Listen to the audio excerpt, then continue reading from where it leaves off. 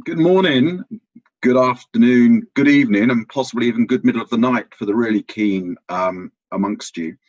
Welcome to this fourth panel of today's Industry Transitions Day, organised by the Mission Possible platform and collated and hosted by the World Economic Forum in collaboration with our partners, the Leadership Group for Industry Transition and Mission Innovation. Mission Possible is a partnership between the World Economic Forum and the Energy Transitions Commission. And it is all about trying to develop the systems change that is critical to decarbonize the heavy industrial sectors. These are the sectors that make the materials and provide and move us around that involve all of us in our everyday lives. And we know it's technically possible. We heard that in the opening panel this morning. The key barrier is that it costs more, approximately 0.5% of GDP, to decarbonize these sectors. So the key question is how do we mobilize systems change to deploy the technologies that we have over the next 30 years, but scale them in a way that brings down the costs, much as we've seen with the energy transition with renewable energy technologies like wind and solar over the last several decades. We have a fantastic panel today, which I will introduce in a moment, and a keynote, an opening keynote from the high-level champion, Nigel Toppin. But I would first like to encourage all of you who are watching this to participate. We are using the platform Slido. So you can either go to the website Slido and put in the hashtag Industry Transition Day, or you can use the camera on your phones with the QR code, which will take you directly there. So please do participate in the poll we'll put up later, and also feed in questions, and we will try and put those to our panelists. So before we go to the panel, I would like to just run through some housekeeping rules. I'd ask our panelists to keep their microphones off when they're not speaking. I would also ask them as a courtesy to the other panelists to keep to time, and I will come in and move us on as necessary. And before we start with the panel conversation, I would like to invite some opening remarks by Nigel Toppin. Nigel is the high-level climate action champion for COP26 from the UK. Nigel. Well, thank you, Anthony. It's a pleasure to join you. When we come together in Glasgow in November 2021, still some, 16 months away, our job collectively is going to be to show as a global community that we are confidently on track for the creation of a resilient zero carbon economy in the 2040s. And we know that that's possible.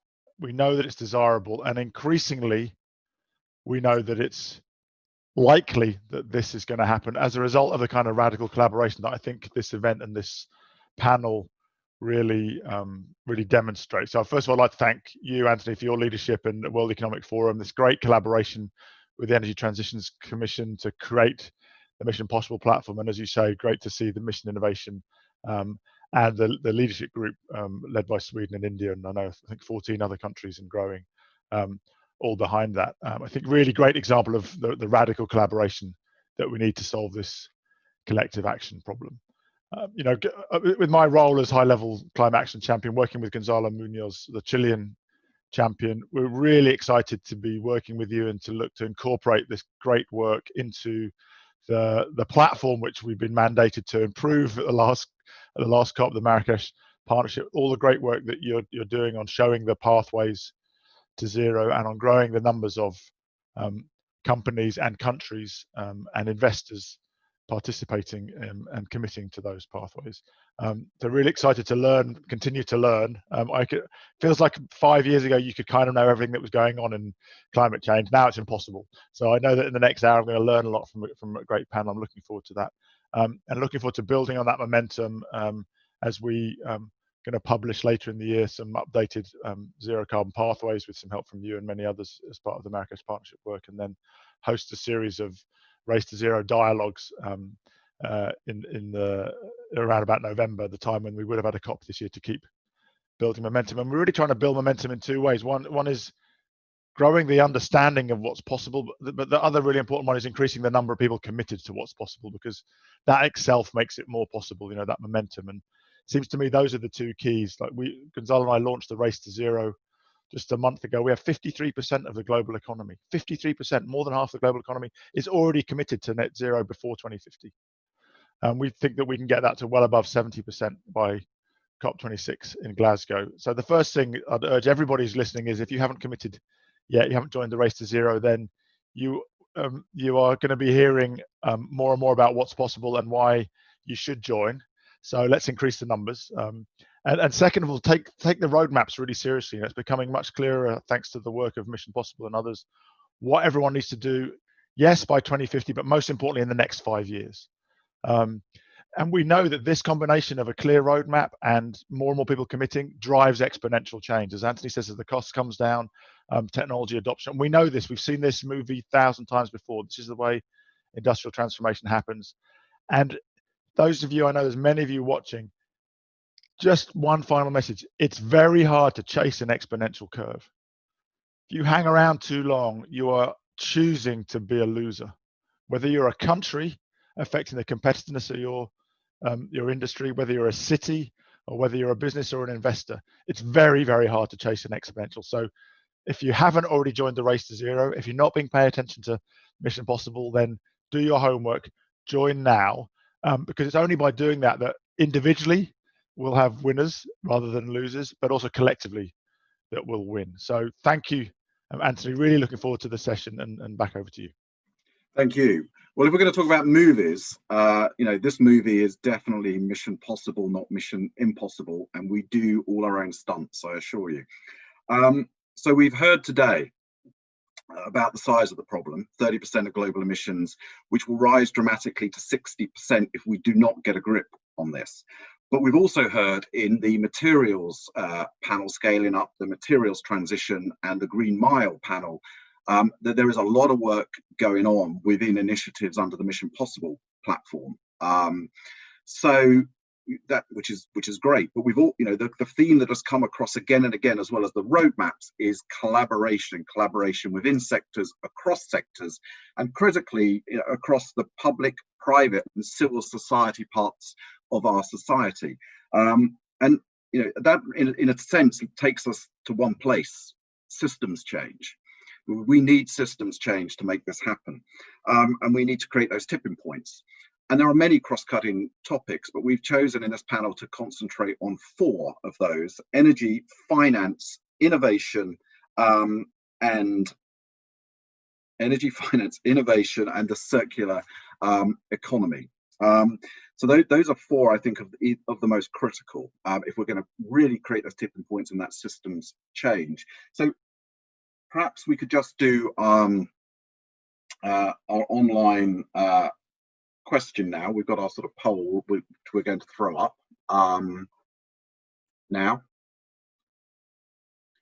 What do you think is the greatest barrier to the transition of industry to net zero carbon emissions? So we're looking for words here. We're looking for a word map. So I'm going to put mine in here.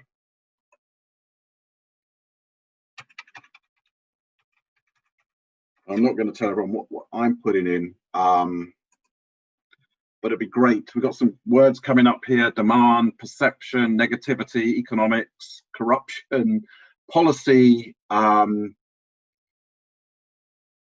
serious commitment by all, negativity. So I'm going to introduce our panel, and then we're going to open by looking at innovation. So we have John Loughead, who is the chair of the Mission Innovation Steering Committee and chief scientific advisor to the UK's Department for Business, Energy and Industrial Strategy. We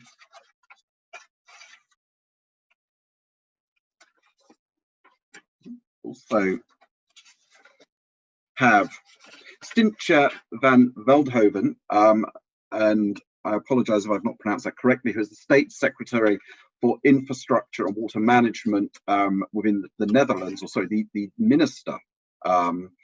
We have Zoe Knight, who is Group Head and the Centre of Sustainable Finance and Managing Director at HSBC.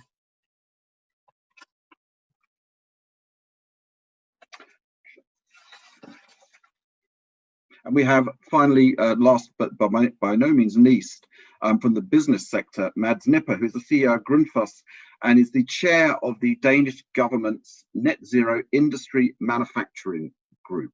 So John, I'm going to come to you first. We've heard that we've got the technology, but it is all about that cost, that critical cost differential. Can you talk a little bit about what does innovation mean in that context? So we have the technology, so presumably this is not sort of basic research in university laboratories. This is about innovation that allows us to look at how do we scale and commercialize technologies and bring the costs down over a sort of transition period of 30 years. So to perhaps talk a little bit about that, the sequencing and how we really use innovation to give us that scale and bring those costs down. Thank you, Anthony, and good afternoon, everyone. Before I answer that question, perhaps I could just, for everyone's benefit, recall that Mission Innovation was launched at the Paris COP in 2015 with the purpose of accelerating the pace of clean energy innovation through global action. The members of Mission Innovation, which are 25 countries, are responsible for over 80% of the global RD&D spend. And the first 3 years of their work delivered a $4.6 billion increase in annual RD&D investments in those clean energy areas. As was mentioned in an earlier session, they all have agreed that there is a need to go further and have an ambition to launch a revised and newly focused second phase of this at the end of this year. So turning to innovation, it's a word that's used for many things, and I will slightly take issue. I don't think we do have all the technologies that we need. There is still space for research and development to provide new technologies which predominantly will offer new possibilities in how we can deliver what we aspire to.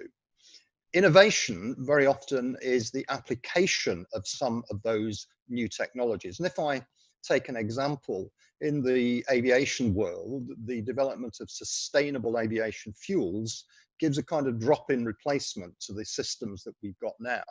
But in parallel, there is work going on quite intensively on looking at the application and the development of new electric propulsion capabilities, together with fuel cells that could lead to new opportunities for aviation in the longer term. And in looking at that and looking at that range of activities, clearly there is a major role for the public sector in supporting much of that long-term seeking of new technologies and capabilities. And there's also a role for the private sector, particularly in looking at the innovation aspects and the nearer term application of the outcome of that kind of activity. But there's a spectrum of involvement at both these spaces, probably more for the public sector in the upstream research, but also the policy support, and for the private sector in delivering the finance, the capability, and the deployment as it goes on.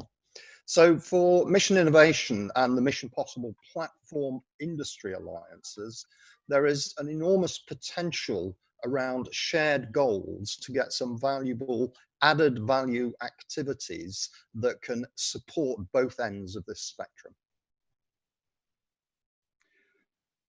Thank you. I want to bring Mads in now. Energy is a critical part. We heard about that in all of the previous sessions. And you know, I read a recent article that you wrote about the work that your company does and the work you're doing with the sort of transitions in the manufacturing sector about energy. So we're at the demand, you know, in a sense, we heard from Shell earlier in a previous session on the supply side, but how do we collectively work across industry and the heavy transport sectors to drive that transition, that scaling up of clean power and the building of infrastructure for other energy sources, zero emission sources like green hydrogen? So what role can these industrial sectors play collectively in that scale up? Yes, thank you very much for inviting the perspective here, and also not least the experiences from working with the Danish Climate Partnerships, which has a national ambition to lower emissions by 70% by 2030, and which would be well ahead of the schedule to be carbon neutral by 2050. Now, I think the short answer to your question, Anthony, is help create a market, because markets don't create themselves. And of course, the public sector can do something, but industries are both major drivers of our own footprint, but we can play a very substantial role in creating a market. And how can we do that? Well, some of it is very obvious. We can make power purchase agreements with the energy companies to purchase green gas. We can drive an e-mobility transformation like I'm doing with our company, so that we go to all vehicles in our fleet. And not least, we can ensure that we then combine with the shorter term wins of energy efficiency and electrification. Because without those investments up front, we will be betting that exponential curve or that hockey stick will come very late in this. So in essence, working with this, both as a company, but also as a sector, and even at a national basis, we see it more or less as what you'd normally do in a company, namely work on the short, medium, and longer term. So short term, start with what is at hand, existing technology, typically profitable projects that you can already start doing now. Energy efficiency is a great example of that. Electrification, and then ensuring that we drive this, what is available today, typically even with shorter payback period, including heating in your buildings. The midterm is really something we typically need to do cross-sector. So how can industries work with the finance sector to make financing available for some of those transformations? How can we work across sectors as well? There's a great Danish example. Grundfos is not, we're not personally part of that, but an energy company, Ørsted, together with the world's biggest container shipper, Maersk, and one of our airlines, SAS, and other companies, have now entered a joint partnership to drive power to X. So from wind power to transform that into liquid gases for the sectors that are hard to abate. Great example of cross-sector collaboration that happens there. And then on the very long term, which needs to start now for industrial sectors such as cement production and so on, to ensure that we start now making the necessary profitable carbon capture technologies, because many of those will need different both fuels, but they are also chemical emissions that where the only way is essentially to capture it. So working on different horizons, but key point, start working now on all three, otherwise we're going to be late. Matt, thank you. Just if anyone's interested, policy is coming out on our sort of word map here, mindset, perception, etc. You mentioned two things, which is great for our next two panelists. One is creating markets and the other is finance. But if we think about the markets segue first, and I want to come to Minister Stinche. The Netherlands hosts PACE. So this is the platform for accelerating the circular economy. So a public-private collaboration, which is good, a big theme of today, between big international companies like Apple, Coca-Cola, and countries like Japan, Denmark, Indonesia, and the Netherlands, and international organizations. Under Mission Possible, one of our cross-cutting initiatives is the Circular Cars Initiative. And it's all about how do you design cars so you can demanufacture them as well as manufacture them, so the materials have a lot of value afterwards. Perhaps we could talk a little bit about, how do we bring the circular economy piece into this, and I think create the demand and the markets to reuse those materials and give them, greater value at the end of life of products that they form part of. Yes, thank you very much, and it's really a critical issue to discuss. I think I concur with many of the remarks that have been said. We need new technologies, so we still need innovation. We need new policies. We need new models of cooperation. I've been working a lot on trying to accelerate the circular economy in the Netherlands. And I meet a lot of companies that are very willing because they see the challenge and they also see the solutions that the circular economy can bring. And then they say, but. And at the other end of the but, there's usually, I need somebody else who works with me. So it's very much too about new partnerships. So talking about Circular Cars Initiative, we all know that there is going to be a shortage, or at least demand's going to be critical on certain materials. The circular economy is a solution for that, because if we start to design for recycling, if we start to design for reuse, then we can keep those materials in the loop instead of only having to add new ones. We're going to a world with 10 billion people. They're all going to be more wealthy, more affluent. Let's hope so. Let's hope that we can offer that to everybody everywhere in the world. But then we need to become much smarter about our use of materials. And a big sector like the car sector has the power to, let's say, jointly change the way the materials are used. Design for recycling is key, but also, for example, policies. The European Union could set a standard for example, an obligatory part of recycled plastics in all the plastics used in cars, and that could really also help to create a market. But companies on an individual basis can do the same. They can, with their competitors or with their other companies, they can agree to start using a certain amount of circular plastics, for example. In the European Plastic Pact, we've been able to do that with about 130 partners from 16 countries. And they said, we're going to start using 25% of recycled plastics. So why not in the car industry? It's something that can be done on a voluntary basis between all those that are willing and that see the challenge, but also the opportunities. Thank you. And Zoe, I think that, again, takes us nicely to talk about the finance. Again, come up from other panelists, that's come up in other panels today, and policy is our number one word on the sort of words on the word map that's being generated from our audience. Policies, getting the right policy design is pretty important, isn't it, if we're going to unlock finance to flow at scale? And there's plenty of examples. The UK's offshore wind industry, I think there's a lot of granular work done between the industry, government and others to ensure that we get that right and we address the risks. So perhaps you could talk a little bit about the work that you're doing, and how do we unlock finance into key bits of infrastructure? I mean, for example, we have a hydrogen workshop tomorrow as part of our hydrogen initiative that falls under Mission Possible, and this will be one of the topics. So perhaps you could talk a little bit about that. So thanks, Anthony, and it's great to be part of the Industry Transition Day.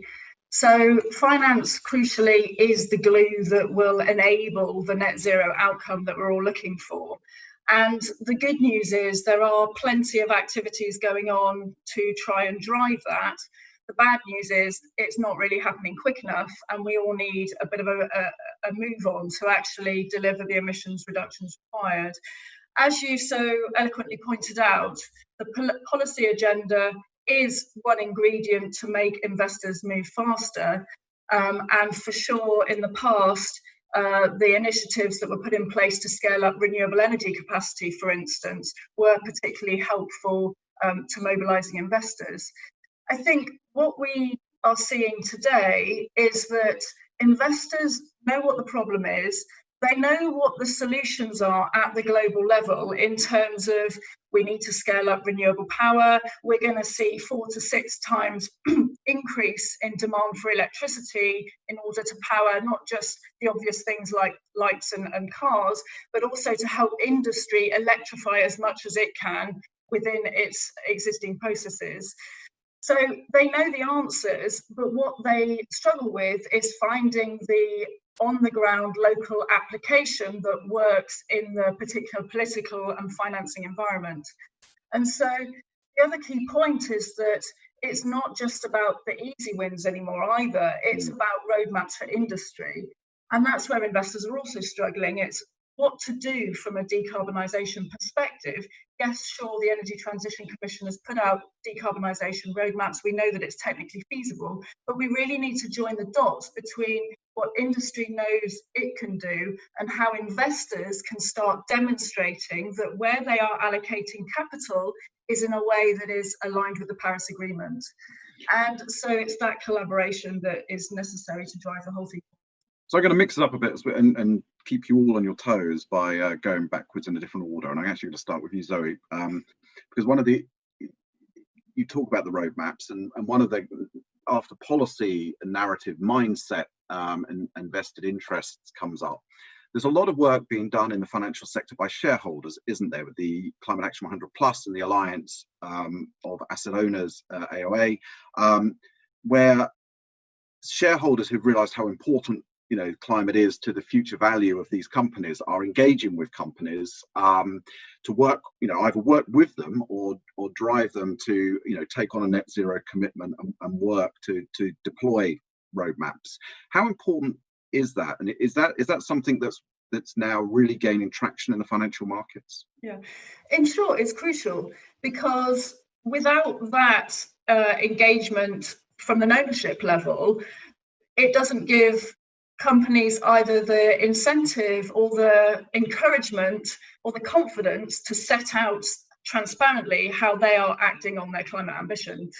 And so this chicken and egg between, we need investors to demonstrate that they are willing to embrace climate ambition, as well as corporates setting out detailed roadmaps for how they're going to deliver net zero, is crucial. But one thing that I would say is that investors are only part of the financial system. They're a big part of the jigsaw, but actually publicly listed companies, I think, are only responsible for about 14 to 32% of emissions, according to a study by The Economist. So actually it's the financial system as a whole, and increasingly the banks and those that are lending to non-listed corporates and to sovereigns and to others that need to get engaged on climate outcomes as well.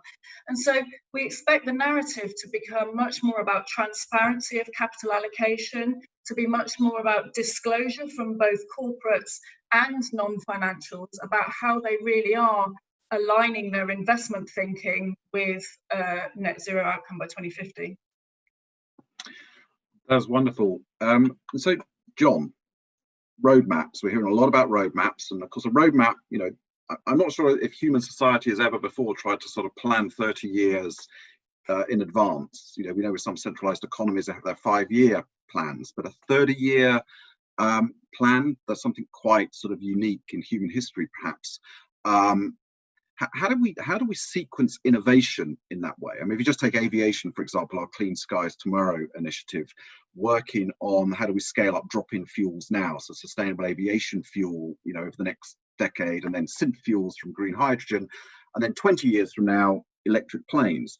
But presumably, we don't just concentrate 100% on sustainable aviation fuel now and just forget about electric planes until 2040. There's a sequencing of innovation that's going to have to happen. I think you're absolutely right, Anthony, and I think a 30-year plan is a wonderful thing to have, but it's doomed to failure if you believe it will be unchanged. So with any plan like this, I think it is about giving a sense of direction. It's about giving an indication of where your first steps are and where they think you're going to take you, but it also requires agility and flexibility to adapt to changing circumstances. And if we look at the experience of driving many of these changes, the outcome of our global research efforts start to provide us with new information and new capabilities that will cause that plan to be adapted. So I think roadmaps are extremely helpful in defining that direction, but if you think they're going to last forever, then you're doomed to failure. And it's really important to keep reviewing what you're doing, to keep looking at the benefits that are coming out from our research efforts and seeing how those can go. And that, for me, is the true measure of innovation in that word. It is recognizing the opportunities that are opening up through the new capabilities that are emerging. John, thank you. I want to go to Mads. So, your critical work in Denmark, Sweden, Finland, and I think a few others have done quite a bit of work on national sectoral roadmaps. But the picture's quite patchy on a global perspective. How much more work is there to do so that we have these sector roadmaps? If we're to achieve what I think I and Nigel were talking about at the beginning, this sort of drumbeat to COP26, and this possibility of developing sectoral agreements that a critical mass of companies and governments and civil society can get behind. Do we have have we got what we need, or have we got our work cut out? We got some of what we need, because there are many things that in the individual actors, whether they are financial institutions, industrial companies, or even governments or the utility sectors, there are many things where we got what we need and there's no excuse not to get going. But I think what is missing, and what I'm actually very happy to be part of in Denmark, is to paint a more holistic perspective across all sectors. So the government launched 13 climate partnerships led by CEOs from each of the industries. And then now we actually, in sort of in a holistic fashion, drove forward those recommendations based on what can the sector do themselves, what can we do cross-sectoral, and where do we need policy to fuel and help that transformation.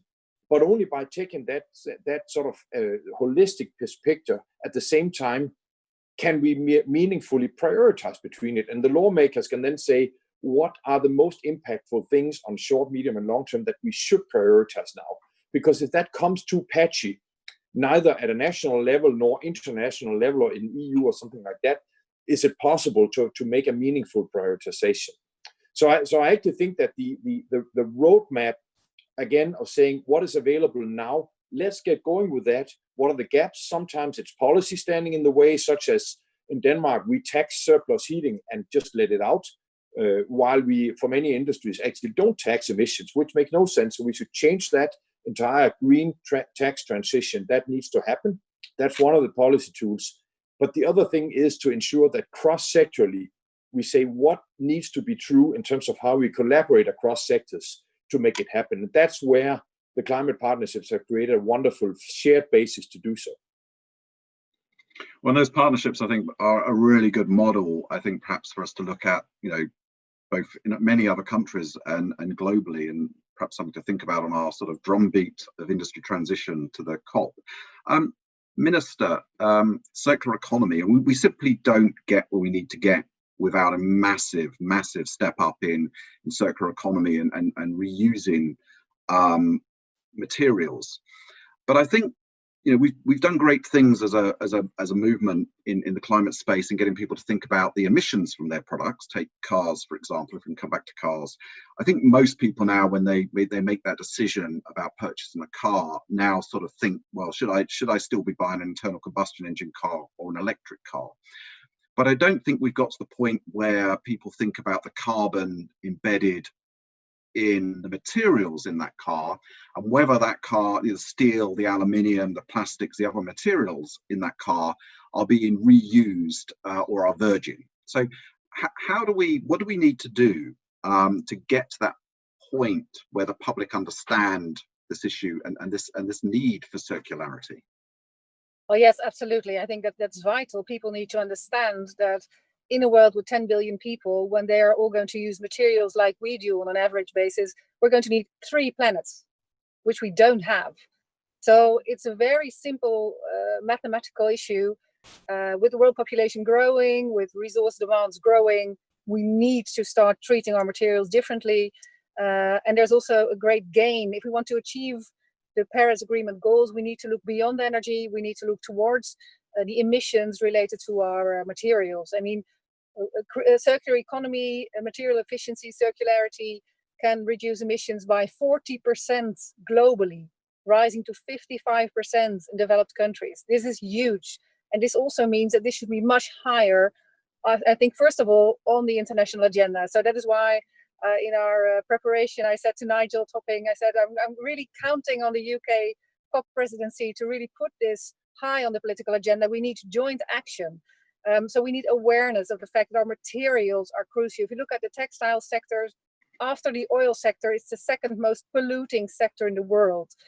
We can change if we can change the textiles industry, if we can change the concrete industry, if we can change the plastics industry, then we can change the world. And we really need to start working on that. We can only do that together. So we need to start partnering here. PACE, the global platform for the acceleration of the circular economy, is already bringing together partners, public and private partners in all of these issues. And we really need to accelerate. One great thing about the circular economy is that it avoids waste. So it's a very positive agenda. And I only meet companies that are very active, very willing to start working on this.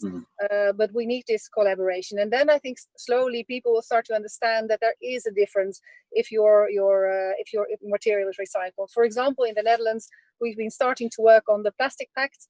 First, a national initiative, I can say honestly, copied also from the great work done by Ellen MacArthur in the UK.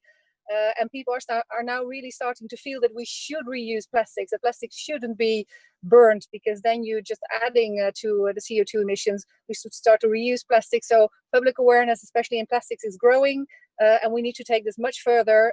Lots to be done, and partnership really is the key word here.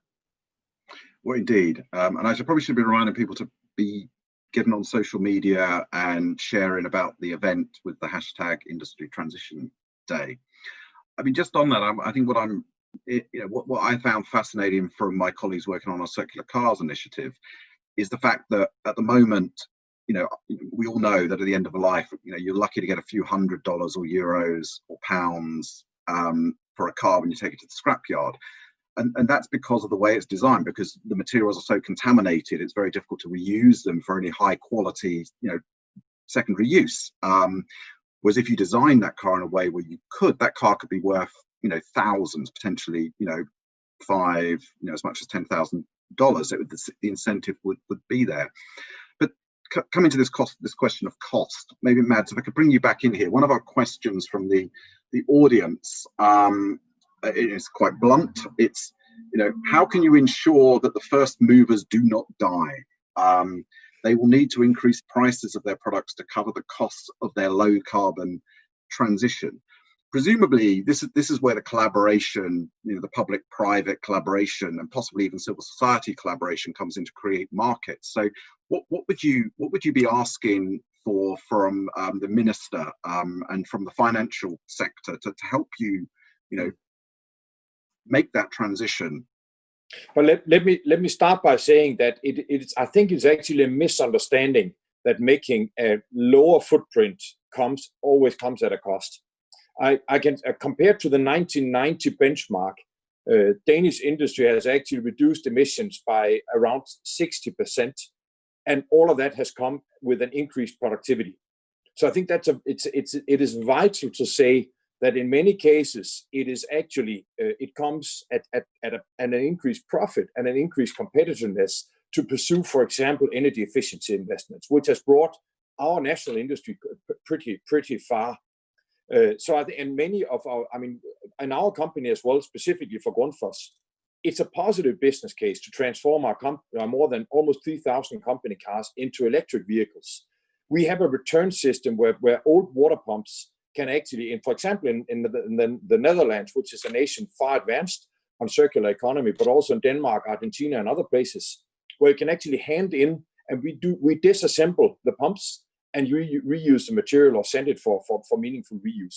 So a lot can be done, and none of that costs money. I agree that some of the bigger, more structural changes that cost money, and in many cases, especially in a COVID-19 situation, many companies' liquidity simply don't allow us to make the necessary investments, which is where now in Denmark, we're actually making a cross-sector partnership with the finance sector. So in a negative interest environment, we are actually channeling cash into especially smaller and mid-sized companies who may have a liquidity challenge, but it's probably one of the best investments that money can ever make because it's a safe return. So there are many, many things that can be done, but to the minister specifically, to ensure that the tax and incentive systems very deliberately and holistically incentivizes companies to take the right behavior would be the very and probably too simplistic answer. John, I've got a good one for you here from the audience. And I think this very much goes to the conversation that we've been having between Mission Innovation and the Mission Possible platform, which is what role can universities across the world play in these efforts? And should we be promoting and investing in more science and industry dialogues? Very short answer, I think. Universities have a really key role to play in this. Not the only role, because invention, discovery, and innovation doesn't only come from universities, but a key role, and they are already a major part of what Mission Innovation does. In terms of the dialogue between industry and the science base, I believe that's very important for two reasons. One is the promotion of the knowledge that already exists so that industry can take advantage of it. But the second is, and this is a major feature of the second phase of innovation, we're looking to make these research efforts much more driven by the challenges and needs that are emerging from industry. And it's much more productive for those end users in dialogue with the research base to articulate what the needs, challenges, and potential benefits are, so that the research can be better channeled towards those issues that really matter. Not the answer, not the prediction of the answer, but the dialogue that helps to understand the context and the need is the most effective way to use research. Question, Zoe, question, and probably anyone on the panel could answer, but I'm going to take it to you, Zoe, because it's come up a few times in different, phrased in different ways. So it's you know, how can we deal with the lobbying against change? And in many ways, you know, the model of the Mission Possible platform and the initiatives we're building is built around leadership. We know that in all parts of society, people have different views and there are different perspectives, and there are leaders and there are those in the middle, and then there are, you know, those who might resist change. And I think, you know, we believe it's very important to build, you know, these groups of leaders that understand that it's important to be at the forefront and to drive change. But I think this is also something that the financial sector, and particularly those shareholder initiatives, are grappling with and talking to many companies about, that there is a consistent perspective on what is said to government. So perhaps you could talk a little bit about that, because I think that this partnership between shareholders and companies in the transition, this sort of supportive partnership, is very important. You're absolutely right. I think on the climate agenda, you know, those of us that have been working in this space for a long time have gone through these several waves of kind of anti-climate lobbying and pro-climate lobbying, and throughout that, one thing that is consistent is a search for the best way forward in terms of integrity of action.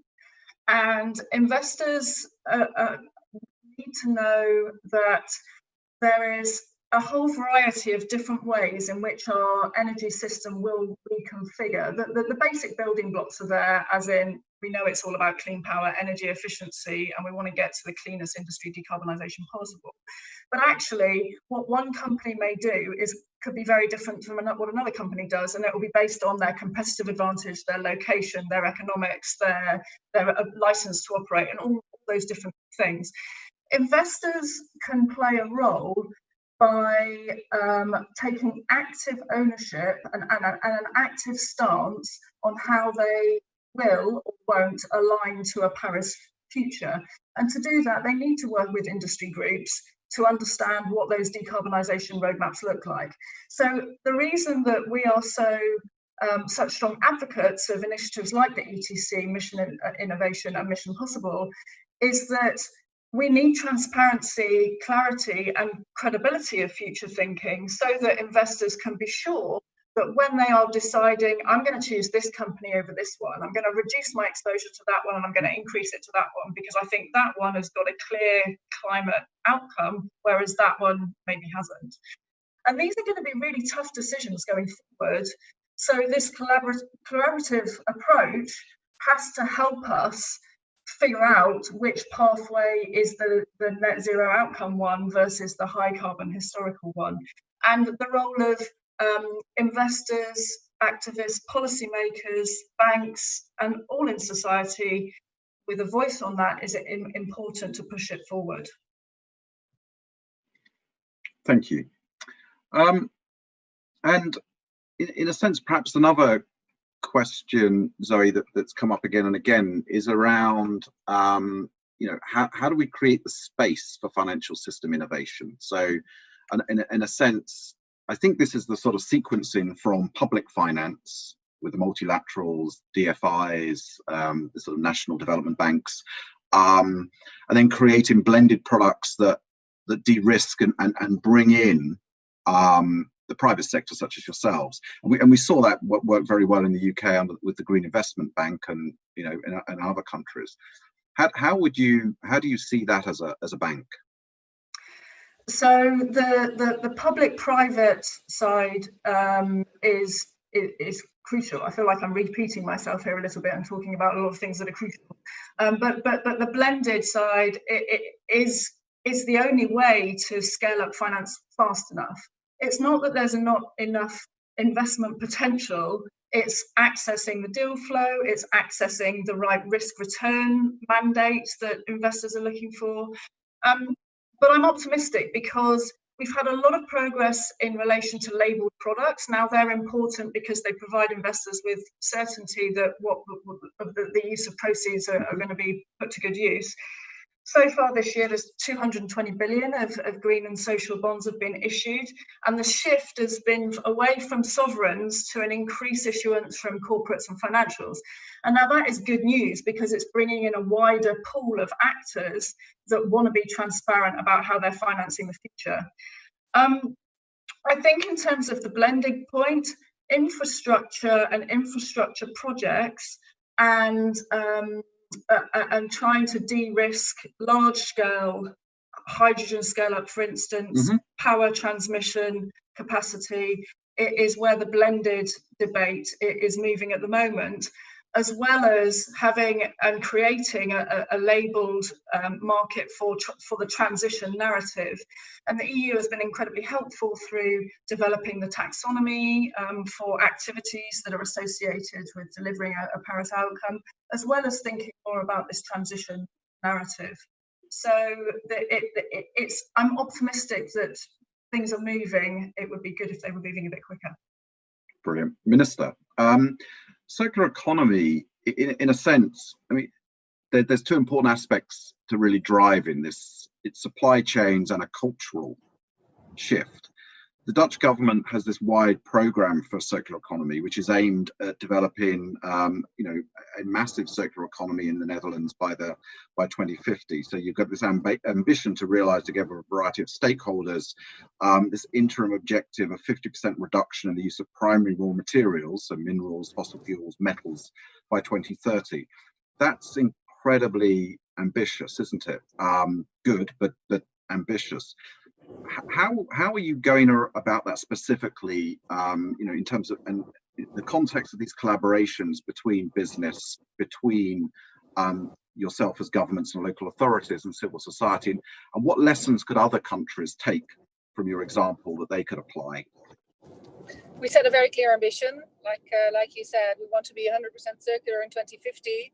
We also put an intermediate goal of 50% in 2030.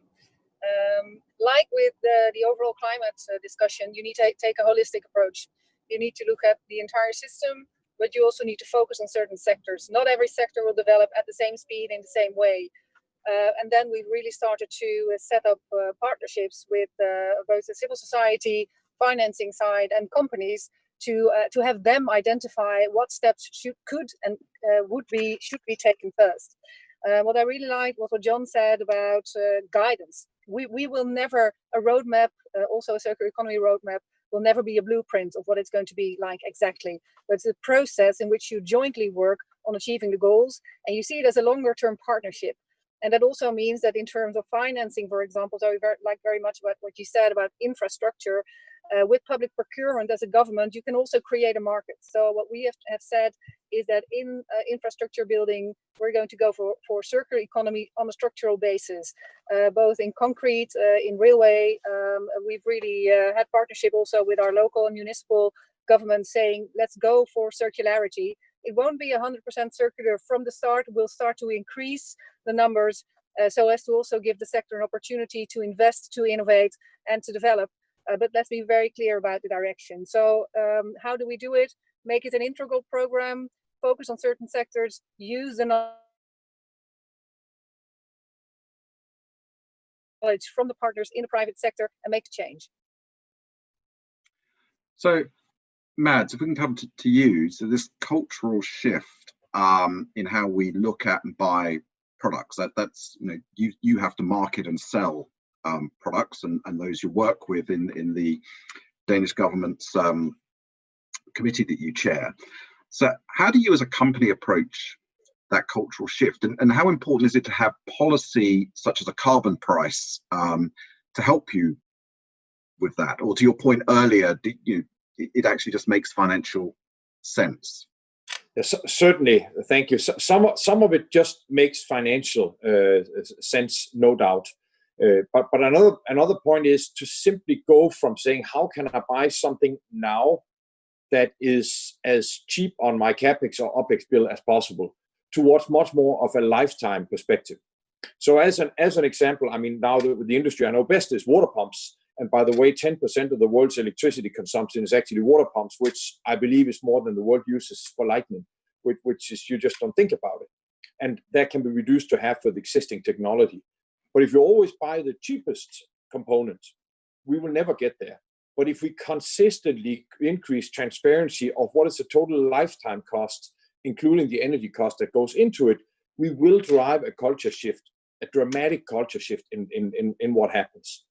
But that is something, again, companies can act on individually. But I think here also both the public sector as a market, because there's no doubt that the public sector in every single country is a huge customer base. And we should start changing there as well and be a role model. But there are also, for example, in Denmark, the light industry is actually not taxed on emissions, whereas we are faced with a lot of other taxes that actually works against the green transition. So changing that taxing system to incentivize looking at the market in a different way, both in terms of the direct emissions, but also what types of products we create, is vital. So it is, as with many things in this topic, there's no simple answer. Some of the things is just a matter of behavior, creating full lifetime cost instead of acquisition price. Another thing is the public market as a role model. And last thing is intelligent taxing and incentive changes to drive the behavior we want. Mads, thank you. We have 10 minutes left. So I'm going to invite each of you to provide a sort of 1 minute closing remarks based on our conversation today. Minister, if I could ask you to go first, if I may. Yes, well, thank you very much. And thanks for this great exchange of views. If we want to achieve the Paris Agreement goals, then we need to look beyond energy. We really need to start working on the resources side urgently. And therefore, we need cooperation, we need guidance from roadmaps, but most of all, we need public-private partnerships. And the Netherlands is very much willing to work with whoever wants to work on the circular economy. Let's drive this forward with much more speed. PACE is a great platform to do that, but I'm really looking forward to talking to all of you much more about this. And industry has real advantages here. This is absolutely a mission possible, so I'm looking very much forward to our collaboration in the future. Minister, thank you. Well, so are we. And Zoe, perhaps if you could provide some comments. You know, whatever we do, we have to pay for it, whether it's emissions or whether it's reducing emissions. So finance is pretty pivotal. It is pivotal, but whatever we do, the economy is going to move irrespectively. We're going to have population growth, we're going to have increased energy needs, we're going to have increased prosperity across the globe. Hopefully, we need that. And so how can finance help is the key question. Finance can help by understanding the pathways that are needed to deliver net zero, which is why Mission Possible and innovation are so important. And finance is going to have to collaborate across public and private space.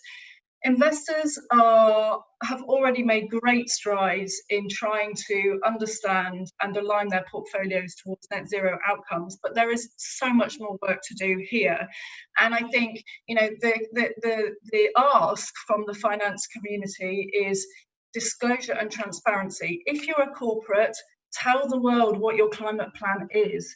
If you're an industrial, work with your end markets. If you're a steel manufacturer, work with your end markets of autos and construction to develop a system for responsible steel so that investors can be reassured that if they are aligning themselves to those companies, they're on the right route. And the Task Force for Climate-Related Financial Disclosures provides good guidance now in order to do that. So I'm optimistic about what finance can do in this space and that there is increasing appetite to do it. And I'm so pleased that Nigel is in charge of championing the agenda in the run-up to COP26. And I'm very excited as to what he can achieve on ambition in this space. Wonderful. Thanks, Zoe. Mads, transparency, you know, benchmarks, telling your shareholders what your plans are. Some key points. Perhaps you just provide your perspective in summing up. Yeah, absolutely. No, I'd be happy to. And I really think it can be said as simple as saying, now is the time for companies and industries and governments and all actors to truly think long term, but take action now. And we all know how easy it is to say, and we all know how difficult it is. But unless we get started now with what is available, and unless we both do what is available so that we can do ourselves, embracing the complexity of working cross-sectoral, because it is complex, it does take time, and yes, sometimes it is even painful, but we need to embrace that. And then we need to sort of embrace also the fact that this is a shared task.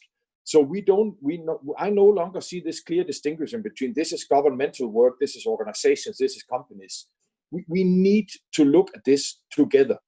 But at the end of the day, as a wise person said in the COVID-19 crisis, those who win big, those who win, they win big, and those who lose, they lose big.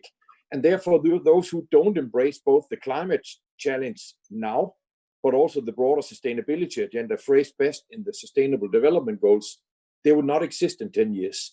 And I think we as leaders need to make that very, very clear, because otherwise the climate and all of us will lose to short-termism. Thank you. And last but not least, John, I mean, all of this, all of what industry does is based on technology, and technology doesn't exist unless someone invents it, unless there's innovation. And perhaps humanity has never needed innovation as much as it needs innovation right now. I think that's true, and I was going to make 3 quick points really. The first was opportunity. As we emerge from the effects of the pandemic, there are major efforts to support an economic recovery, and this is an opportunity to build in the desired transition into those efforts. But to do it exactly as you say, Anthony, we always have needed new technology, and new technology has always led the way.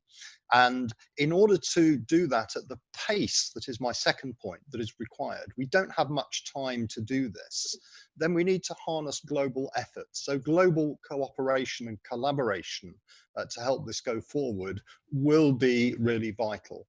And then the third point picks up what Mads said, I think, which is that in doing that, we need to make sure that all the actors are in dialogue and that we are generating ideas, insights, and information sharing between the private sector, the public sector, the research sector, to increase both the engagement and the effectiveness of what we do. It's a massive challenge, but I think we have a genuine chance of meeting it. Thank you, John. I mean, just to try and sum up, I think in a few words, for this excellent conversation, we need to plan ahead, and for that we need these clear roadmaps. And so much flows from that, whether that's innovation, whether that's the new business models, it's whether it's transition finance, that is critical. But we have to collaborate. Companies within sectors have to, because they can't do it on their own. We have to collaborate across sectors, because there are major areas like energy, hydrogen, scaling up clean power, building the business models and the infrastructure for circular economy, designing a whole new type of finance, so sort of coming out of climate finance and green finance, and mainstreaming that into transition finance is critically important. We have to work together across companies, universities, governments to make sure we've got the right innovation at the right time over the next 30 years. And we have to put the sort of policy in place, because again, I think as one of the questions said very well, anyone going it on their own, does that at great risk. But if we move together as leaders, it's perhaps the biggest business opportunity of all time. So, but that really is mission possible, if we sum it up in one expression. I've really enjoyed this conversation. Thank you to our panelists. We've lost the minister, but thank you, Zoe. Thank you, John. Thank you, Mads. I think if Nigel's still listening, thank you for your opening remarks.